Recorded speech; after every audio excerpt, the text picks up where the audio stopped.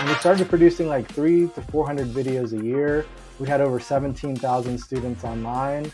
And I really grew it to the point where I was leading the entire program based on my video production experience and my education in instructional design. I really like the connection to learning and development professionals. And to me, it's really about empowerment and seeing technology as an enabler and not just like a budget item. Because in my experience, especially leading a team in a distance education infrastructure, it can be tough when it comes to technology. So Training Magazine is really an outlet for me. It really allows me to connect, to explore, to experiment, and bring that experimentation to a larger group. Yeah, I think the biggest challenge was the control, because everybody wanted to use AI right away. A lot of designers might have been using it and exploring it, but we wanted to control it. So like as we went through the experiment, it was hard on a large global scale to control that throughout, because once a designer uses AI, they don't want to go back to not using it. So like we had to do this A/B study that we're like, okay, you've used it, but in the next module you're not going to use AI.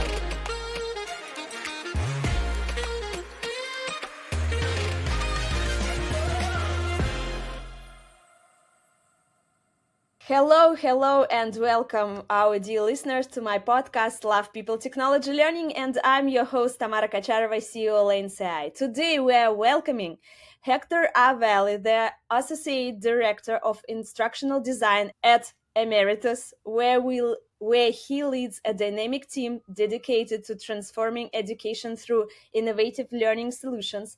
Hector's career has taken him from the bustling sets of HBO as a production assistant to the forefront of instructional design in higher education. He's not just a leader, he's a visionary who believes in the power of education to change lives. But that's not all. Hector is passionate about integrating technology, particularly AI, into the learning experience, and he's been a driving force behind projects that have revolutionized distance learning. And he's co-author of the research artificial intelligence tool integration, and we will talk today about that. Hector, hello, welcome to my podcast. I'm really so happy to see you here. Thank you, Tamara. That was a great introduction. I'm excited to be here. I'm excited to talk about my background and the work that we're doing with generative AI in teaching and learning. And it's really cool stuff. Yes, I agree with you. Totally agree, 100%. It's why I will be really so thrilled to talk about that. But like, first of all, Hector, I want to ask you about your journey in your career path. And I want to ask you, what was a pivotal moment in your career that, what was the pivotal moment in your career that solidified your passion for learning and development? Tell us your story. Yeah, so I actually started my career in video production. I've always been fascinated with photography, and I've been a photographer since I was a young child. So I got into video production and I started doing a lot of freelance work. As you mentioned, I worked with HBO, I worked with the Golf Channel. I had a chance to work with Sasha Cohen, who is Borat, so I actually did some work with him. But the freelance gig was tough. The hours were long, the travel was difficult, and I definitely wanted to kind of do something a little bit more chilled out, start a family, and really find a good career path in a niche, which led me to instructional design. A good mentor of mine kind of helped me get to that point, and I got a job at a local community college helping them produce instructional videos for their online courses. And I grew that, from one camera, one battery, and we painted one of the walls in our offices green, and we just used this one camera and this one battery, and we started producing really good instructional content. And this was early on. This was right after YouTube had taken off. We were just getting into digital video workflows, and I started producing a lot of really good content for these courses, and I was seeing the engagement around it. And it gave me this aha moment of like, this is the career path for me. This is where I need to be, is in learning and development. So I went back to school after that because I had my undergraduate in liberal studies with an AS in TV production. So I ended up going to University of Central Florida for my Master's of Arts in Instructional Design and Technology. And when I did that, all of a sudden I connected the two together. I was like, wow, I know how video fits into learning theory. I know how to engage students with media, and I know how to produce this content. So I ended up growing the team to the point where I became the director of the distance education infrastructure. And I actually took over the local PBS TV station there. And we started producing like 300 to 400 videos a year. We had over 17,000 students online. And I really Wow. grew it to the point where I was leading the entire program based on my video production experience and my Mm-hmm. education in instructional design, because I could take learning theory and make it interesting, make it engaging. And then I had an opportunity that I saw at Emeritus, and they were doing similar workflows, and they were a global company. I wanted to get out of the community college or the state college and really do something bigger. And that's where I've been ever since for the last 4 years at Emeritus, leading a team of instructional designers, designing professional development courses for leaders around the world. And we still do a lot of video production as part of that. So it really has been an awesome journey. And it's great to still have that video production background and that foundation. But then now I really rely on my instructional design abilities to connect the two. Wow, I love it. And do you know why I love in your journey that you're subject matter expert? You started like a subject matter expert in some objects, and after that you came to learning and development because you was a subject matter expert and started to do something in like in real business or like educational projects in higher education or something like that. It's really so cool. Yeah, thank you. And yes, and you know, I've met you in a training magazine conference first time. And tell me, please, about your experience working with training magazine and test kitchen, because, like, I know that for several years now, you and Phyllis Banner, she was my guest too. Like you have been organizing the test kitchen at the training magazine's Tech Learn conference. It's a place where a large number of startups and companies in the field of training and development gathered. Like, tell me about your experience, what inspires you about test kitchen, and like and your involvement there, and how did you come to this line like in your life? Yeah, it's a lot of fun, actually. I really like the connection to the learning and development professionals. And to me, it's really about empowerment, and seeing technology as an enabler and not just like a budget item. Because in my experience, especially leading a team in a distance education infrastructure, it can be tough when it comes to technology. So Training Magazine is really an outlet for me. It really allows me to connect, to explore, to experiment, and bring that experimentation to a larger group. And I really feel like the energy in the test kitchen really reflects that well. And the kitchen analogy works well because most people really enjoy food and they can relate to it.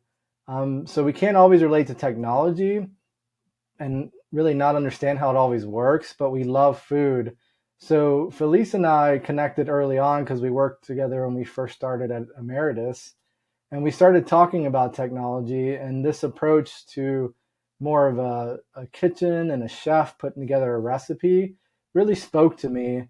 And it's allowed me to really connect technology in a different way. And I feel that's what we really bring to the table is we're telling people, find the recipes, build your ingredients, and then you have a solution.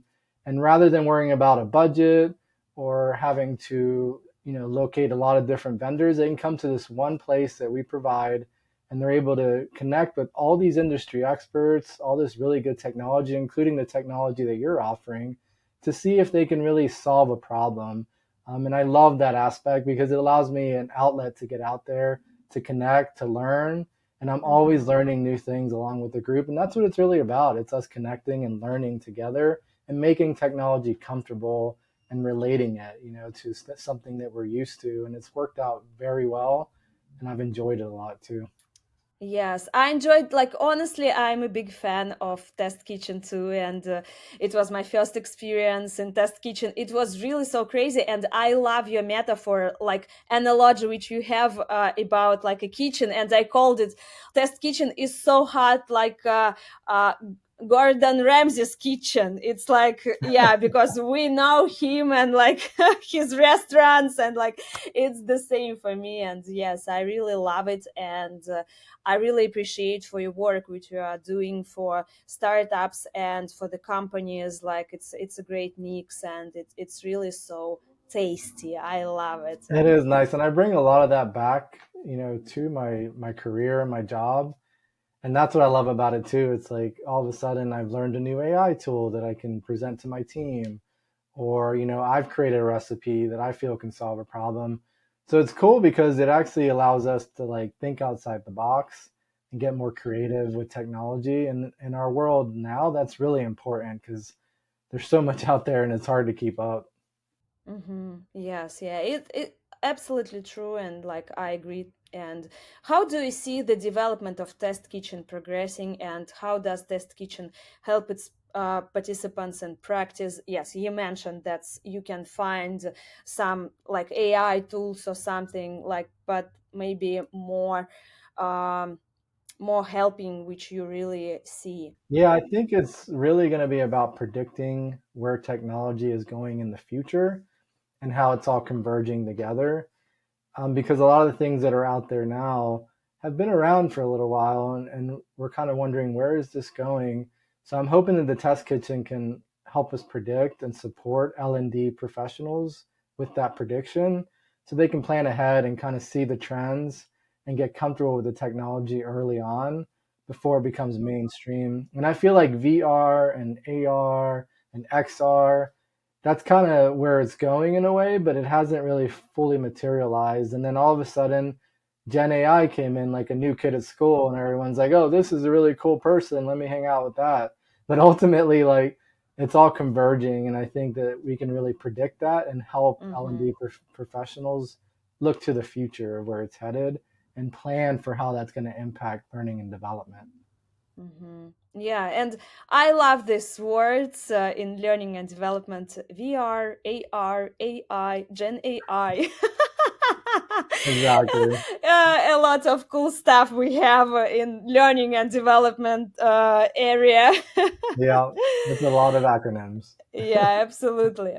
Yes, and you've spoken about AI transforming educational landscape. And how do you foresee the integration of AI evolving in the learning and development space over the next maybe not 5 years, because it's so long time, 5 years right now for Gen AI, because like everything happens and changing like every day, but like maybe for next 1 2 years in the learning and development space over the yes next 1 2 years, and what do you think will be its most significant impact? Yeah, I definitely see Gen AI and AI as an enabler, and it really allows you to create more efficiency. It's a really good assistant in the process, and it really helps a lot with the learning development process and instructional design. So I predict more trained agents, and a lot of people are predicting more of these agents that we'll have available, similar to what OpenAI has done with the GPTs. I think the piece that we need to kind of bring into the equation is more personal training data, more things around our organization that need to be protected, of course. And I think they can be protected by being actually written into the hardware. So they're within, the network internally, or even by blockchain technology. So that way our AI or our Gen AI is a lot more capable. It's more customized. It becomes more of an assistant who knows exactly what we need, and that's important to the future. It really needs to be trained specifically to what we need to do and what our organization's looking for. And both of those need to be protected behind some type of firewall, because that's all proprietary, that's all personal, that's identifiable information. And I think once they figure that out, that's going to make it more into an agent, more into an assistant that is trained to be more like us. And I think that's the key part of it, because right now it's trained through the internet and it sees the world through what it gathered from the internet. And then you add extra things in there, but to me, it's not enough. It needs like a full database of who you are, what you're trying to achieve, all the little intricacies that go along with that. And that's going to make a better impact for us. And it's going to be our assistant, similar to like Iron Man. he has Jarvis, or he had Jarvis, and he's just talking to him and collaborating. And I see it going that way. It just needs more of our personal data, and that data needs to be protected. Yeah, and right now I'm really curious about, like, it's a mix about AI and test kitchen. Maybe like, can you tell about some, um, maybe you remember some AI startup in educational technology field, which you remember, and it was really unexpected for you to see them in test kitchen, and you are really so excited about this tool, or like this company, what they are doing in artificial intelligence and like educational field. Yeah, it's interesting because to me, it's not really about the tool. It's more around the people. So like one person that really stands out to me is Josh Cavalier. I feel like he's really found a niche and is helping a lot of L&D professionals figure out AI with the human in the loop.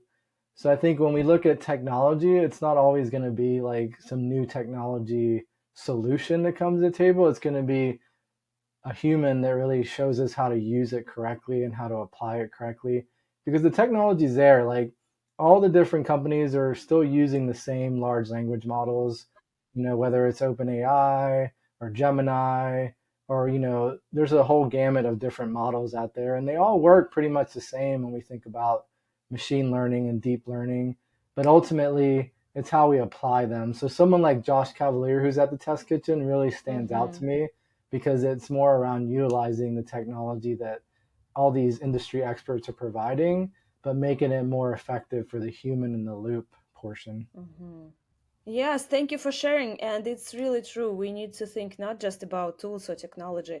We need to think how to educate the industry, how to implement it to our work, like what values we need to develop with technology and people, because we need to stay like more human, and we need to think about what's the values we can get when we implement the AI to the like industry or something. And it's really good. Like it's not just about tool or like or about technology. It's like, it's new patterns of our behavior, and we need to change the behavior, and we need to change our mindset to implement it to our real life, to real world. And it's great when we met some people who develop the industry, not just like with technologies. Yes, it's great. Correct.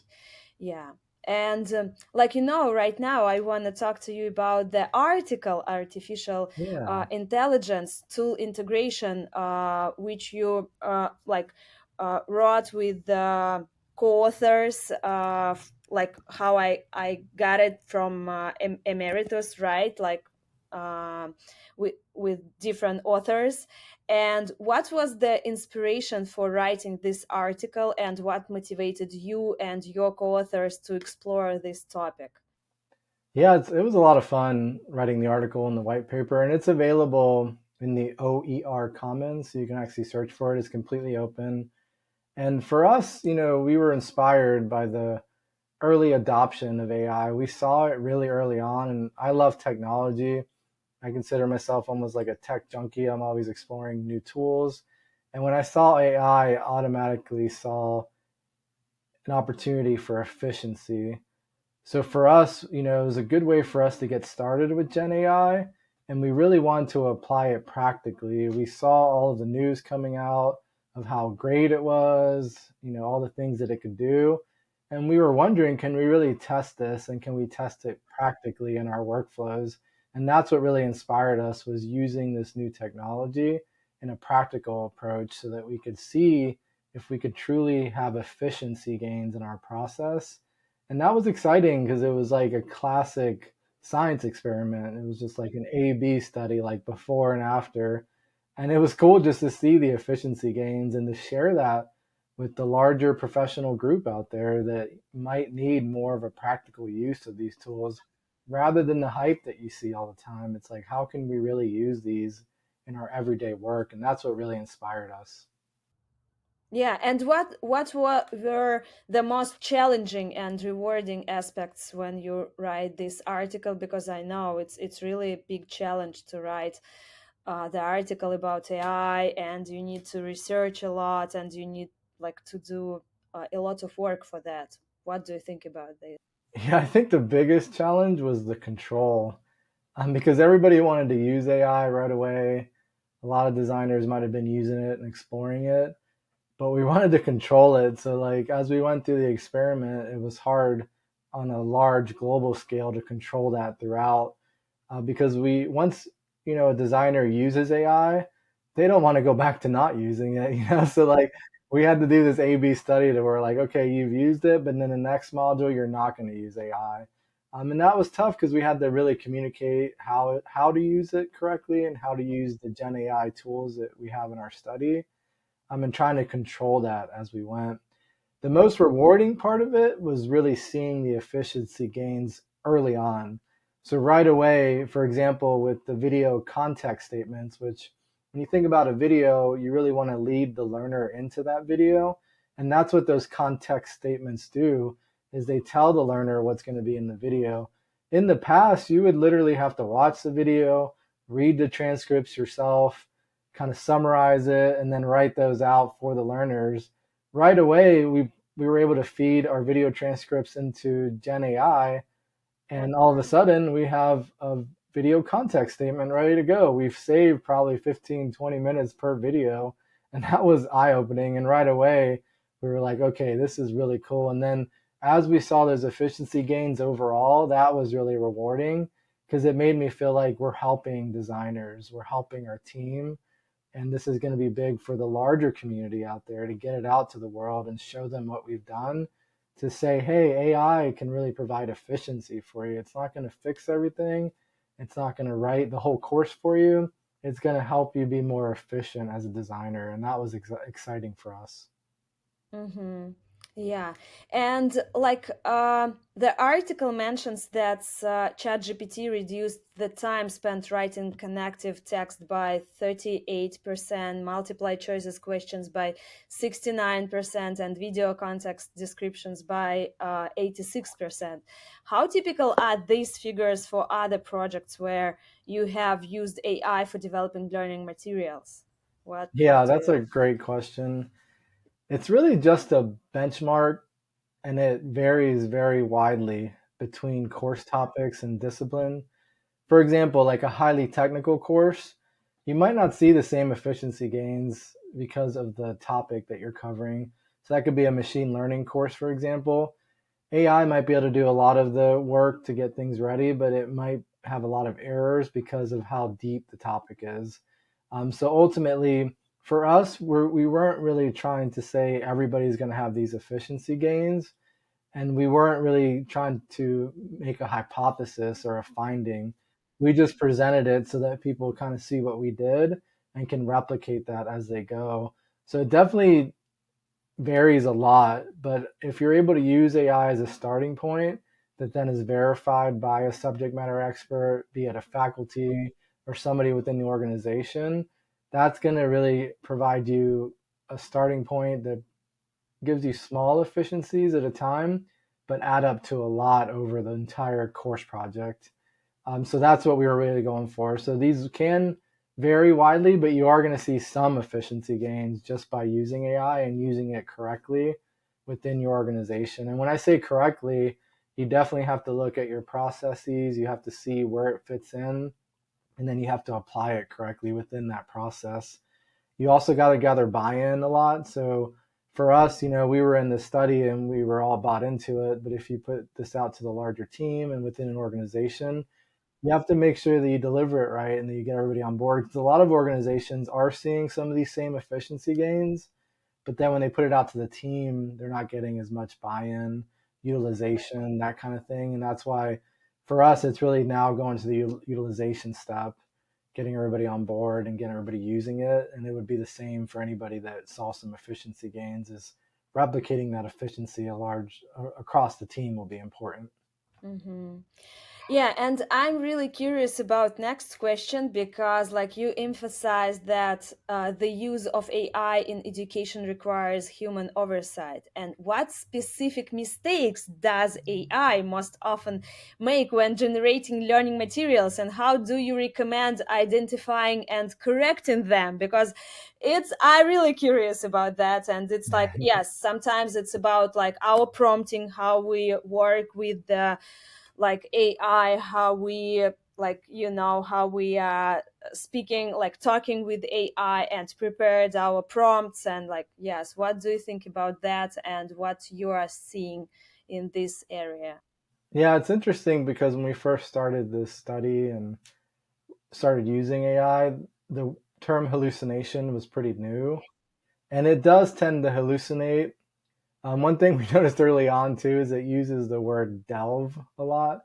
Something about the word delve, it would just like use over and over again, which made the writing seem really simple and kind of like not fully connected.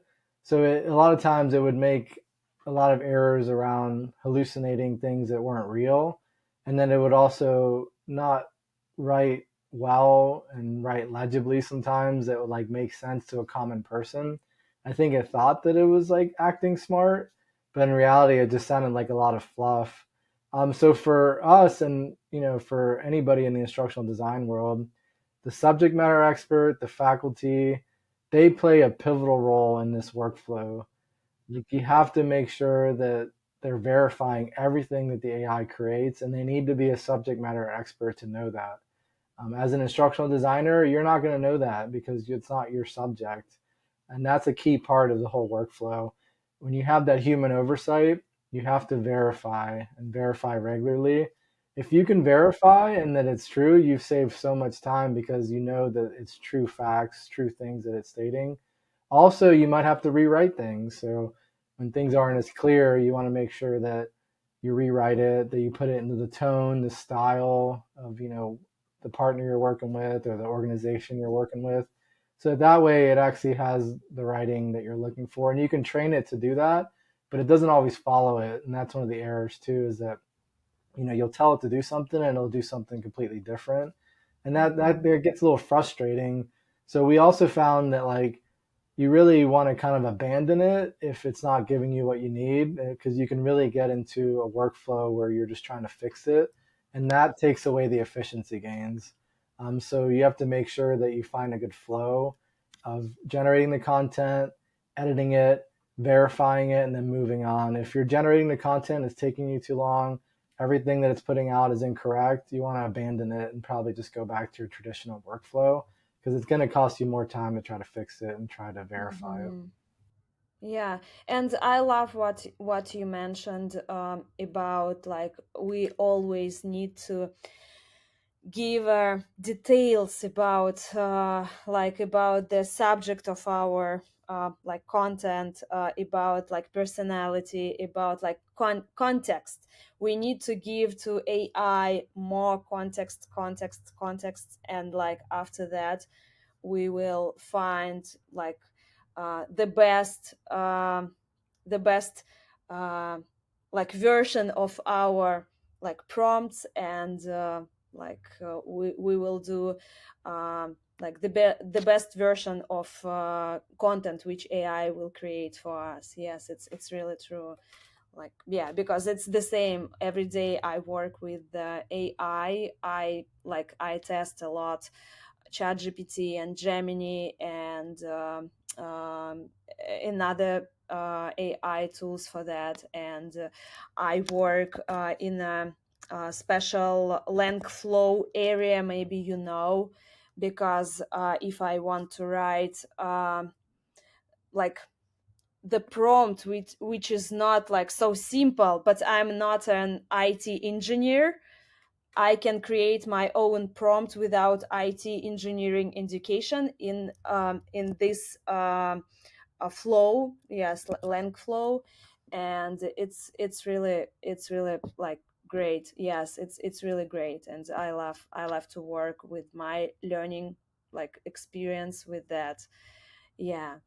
And at the conferences, like at the different conferences, people talk about ethical aspects with AI and educational content, and like what ethical aspects should be like considered when using AI to create educational content. What do you think about that? And maybe your team is thinking like every day about that, and like, yes, share please Yeah, I think your an thoughts. important thing is to really pay close attention to how AI sees the world.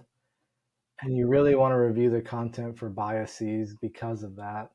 And what I mean by that is that it's been trained on the internet. It's been trained on Twitter, for example. It's been trained on, different types of social media platforms. And those are inherently biased, and I think that it's not AI's fault when it creates these biases, but for us as humans, and this is the human in the loop aspect again, we need to tell it when it's being unethical. We need to tell it, correct ethical practices. And image generation is a perfect example of that. When you're generating images, you definitely want to bring in some diversity and you want to tell it to show diversity. Because if not, it might just show, the same race in one picture, for example, and you want to bring that diversity in. And ultimately, it's up to us to really review that content. And it goes back to the subject matter expert or the verification process.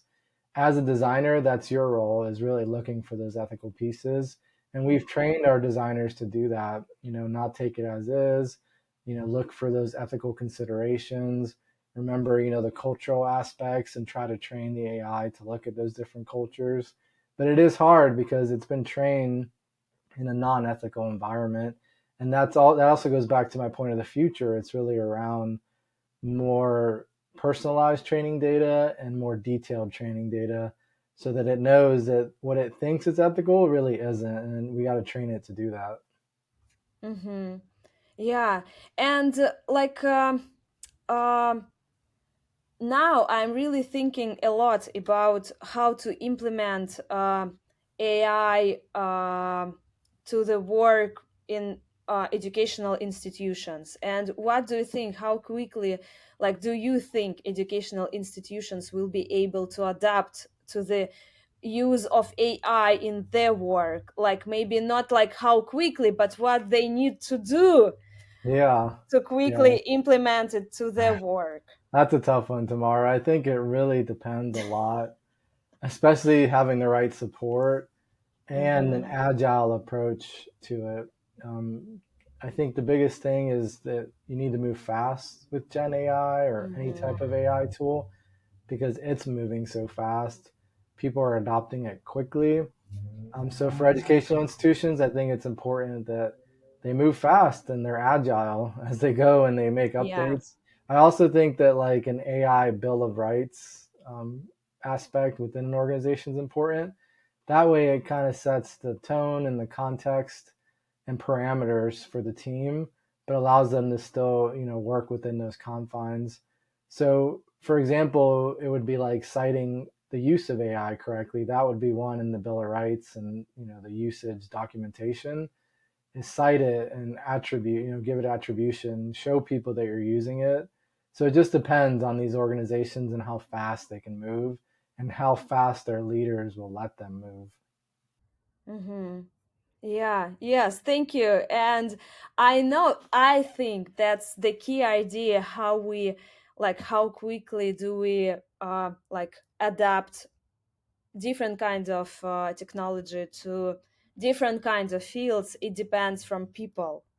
It's like about, like we talked a little about our mindsets, and if we want to change our behavior, we need to start from our mindset. It's like, I think it's really crucial, like first point which we need to start.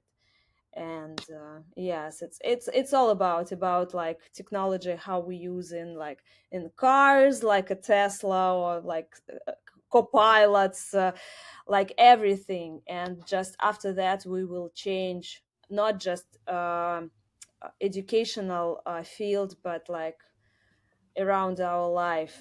Like, yes, it Exactly. And depends within on these that. organizations or educational institutions, there's a lot of worry around cybersecurity. And Mm-hmm. that causes things to slow down too, because they're really worried about their data. They're worried about, what access AI will have, what Mm-hmm. impact it'll have on their systems. So when you're in an educational institution, that'll really slow down your work. So it's good to approach IT early on, get their Mm-hmm. buy-in, work with them, partner with them. That way you can get past some of those roadblocks. Mm-hmm. Yes, yeah, it's absolutely true. Mhm. And like in the end of my professional questions about your article, like I wanna ask you, what do you see as the main contribution of your research and this article in advancing the use of AI for creating educational content? Yeah, I really see it as a real-world example for all learning professionals across the globe. So, Gen AI has been hyped, and it's important to really highlight the practical, real world use of this technology.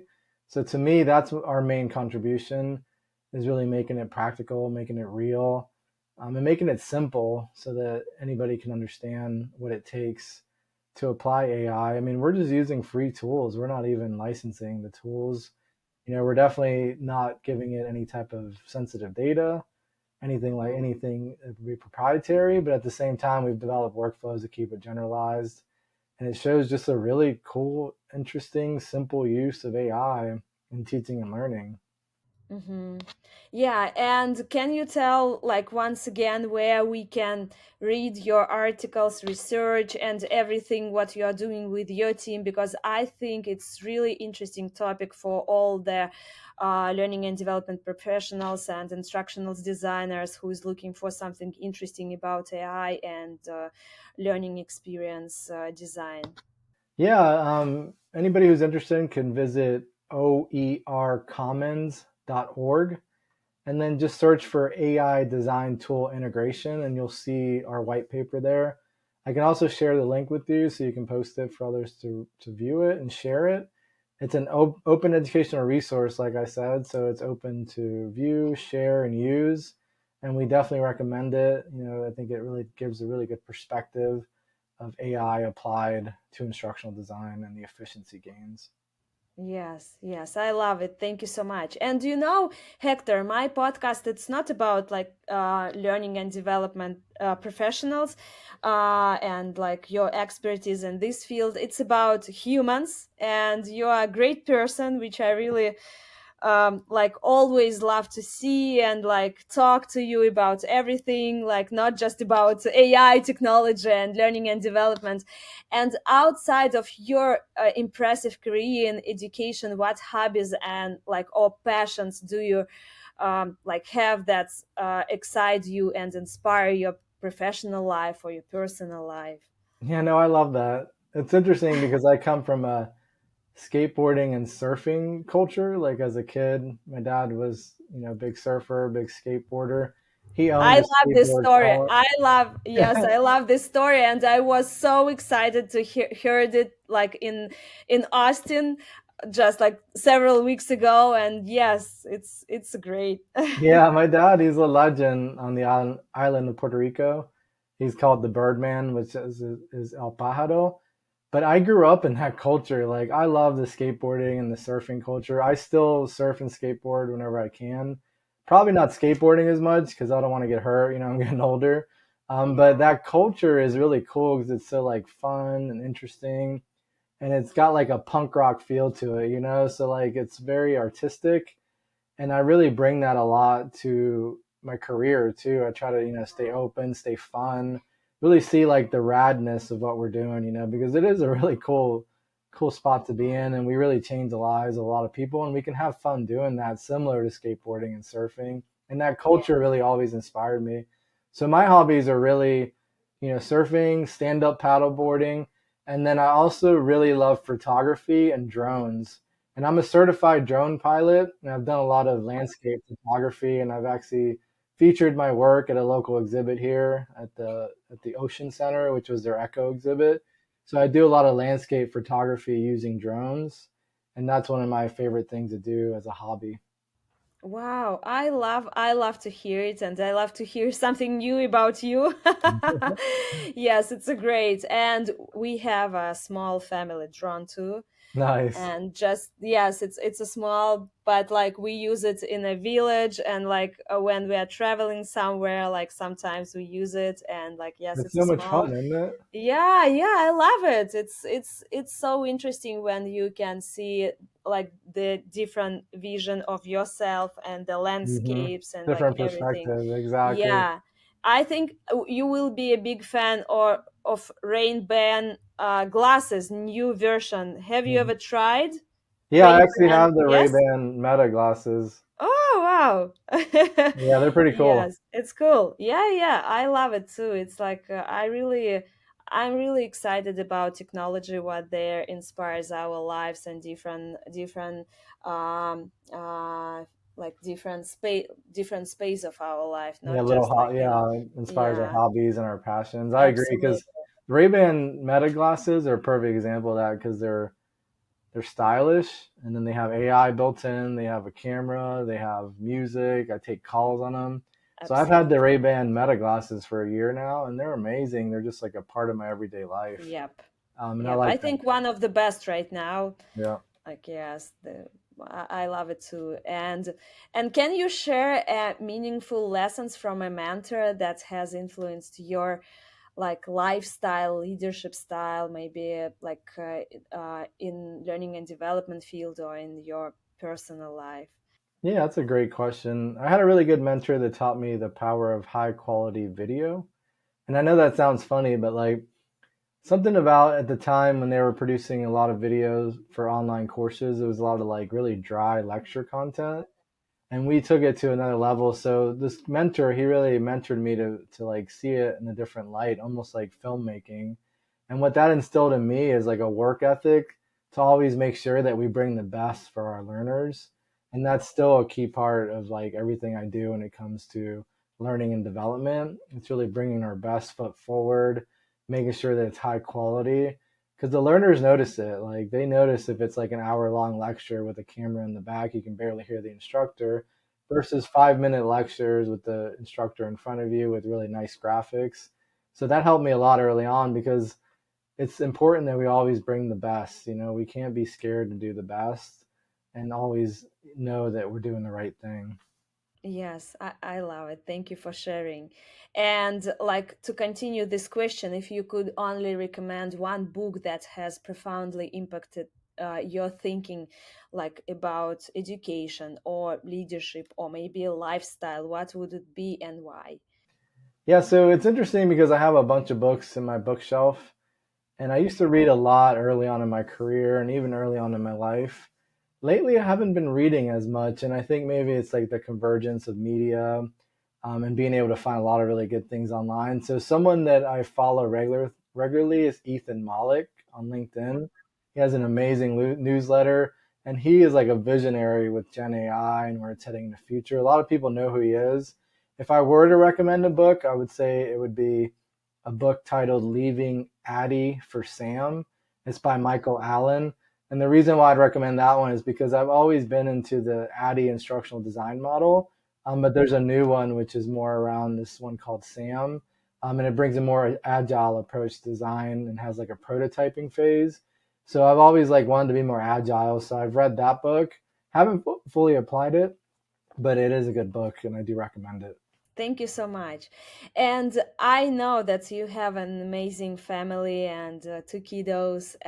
What role does your family play in your life, and how do they influence your perspective on work life balance and professional development? Oh, they're everything. It's why I get up in the morning. You know, I love my wife and my two boys. Like everything is built around them. So for me, working from home helps a lot. So I've been Mm-hmm. working from home for about the last 4 years.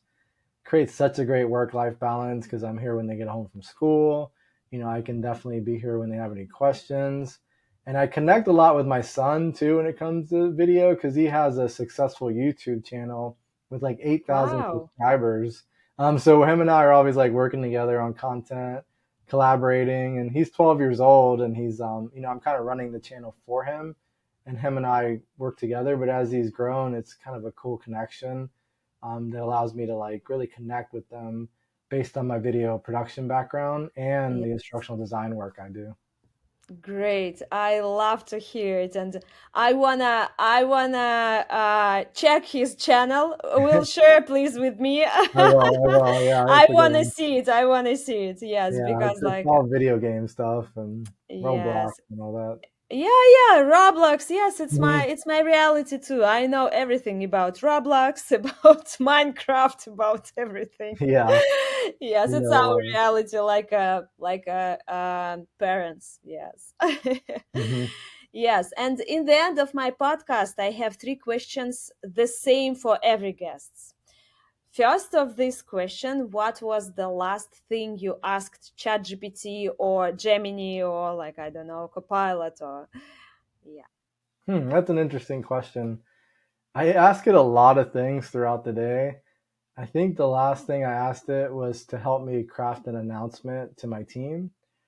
Because like I can put announcements together like fairly quickly, but it does it in like seconds. So I just Yeah. prompted it, and then it was a really short announcement to my team on a new process change, and I had it done in like 2 minutes, which is great. So I think that was the last thing that I used Yes, ChatGPT for. yes, it's great when you can ask the AI and save your time, but like he can answer with your personality and with your like in your style. Because now I train ChatGPT and my prompts to answer like my style. Because it's Exactly. really important. I have my personal style and I want to save it You have always a cool because style. Yeah, it's I get my it. energy. And I think like all of us, we have our really unique style with Hmm. our energy. And I think AI can repeat it. And like we need to Exactly. train them like to save Yeah. our time. Yeah, exactly. And it works so well if it gets that style right. Yeah, And I love yes, that it's because you have true. an amazing style. I could see Oh that my being God. super. Yeah. That's cool. Thank you so much, Hector. Thank you. I appreciate for that. And second question, tell your favorite quatrain or lyrics and explain why exactly you choose it and you love Yeah, I it. don't know if it's exactly a quatrain, but I do have like kind of a mantra, and Yeah. that's progress over perfection. And it reminds me that I'm doing things well, and it limits imposter syndrome. So it's like as long as I'm making progress, it doesn't need to be perfect. And I think that's a key mantra. And we actually have it up here in our house for the boys. It really comes down to progress over perfection and constantly making progress and celebrating that progress as you go. Because I think a lot of times we can be really hard on ourselves when things aren't perfect. So that's something that I always remind myself and remind the family about. Oh my God, I love it. It's like I love this mantra, and it's why I really do every day the same because, like, and you know, I am entrepreneur. It means a lot in entrepreneurship's Hmm. lifestyle because if you are perfectionist, it does not work.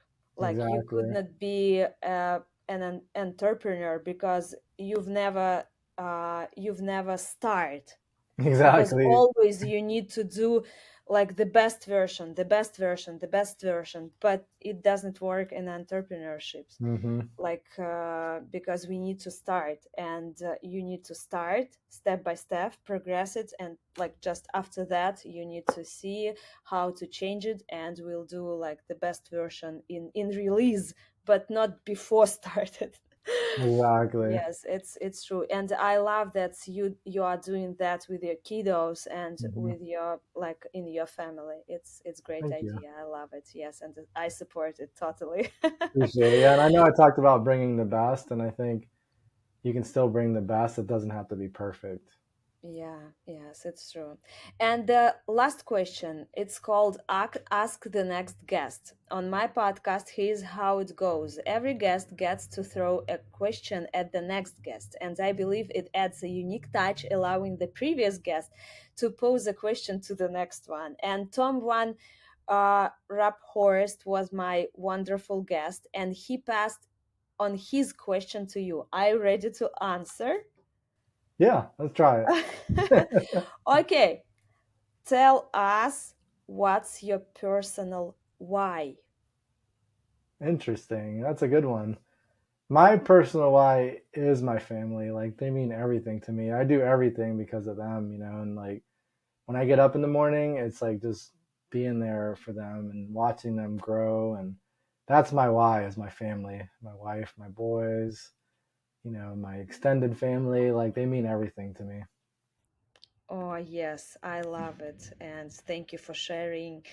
And of course, now it's your turn to ask the real some question for my next guest. Yeah, mine would be, what was the last aha moment that you had? I love it. And I will ask and will share with our listeners. I like it. Yes. And guess what?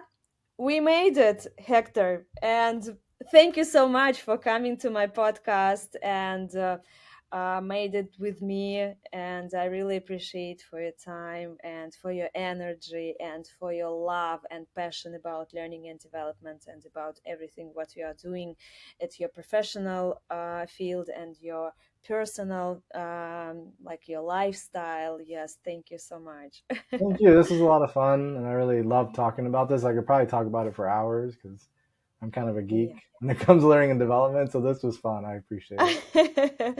Yes, and of course, our dear listeners, we hope you enjoyed this episode as much as we did. And don't forget to subscribe to Love People Technology Learning podcast so you don't miss out on future conversations with inspiring leaders like Hector. And we release new episodes every Tuesday, so be sure to check back next week. And thank you again for joining us. Until next time, keep learning, keep growing, and keep striving to make a positive impact on the world around you. Bye.